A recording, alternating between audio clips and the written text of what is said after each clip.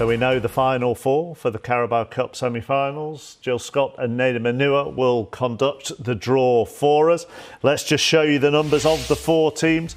Manchester United are number 1, Newcastle are number 2, Nottingham Forest are number 3, and Southampton are number 4. Remember, the semi-finals are two-legged affairs, so Jill will draw out the team who will be at home in the first leg, and Nadim decide who will be away in the first leg. Give them a swirl just to fall in there. And here is the draw for the semi-finals of the Carabao Cup. And the first number out. Number 4. Number 4, Southampton, who were last in the League Cup semi-finals in 2017 when they beat Liverpool. And Southampton's semi-final will be against... Number 2. Number 2.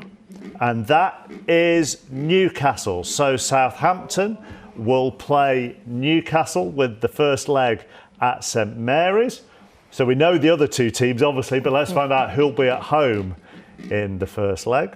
Number 3. Number 3, Nottingham Forest, who have great League Cup history, have won it 4 times, and they will be at home in the first leg. Against number 1. And it is number 1. Manchester United. So there you have it. The draw for the semi-finals is complete. Remember, they are two-legged affairs.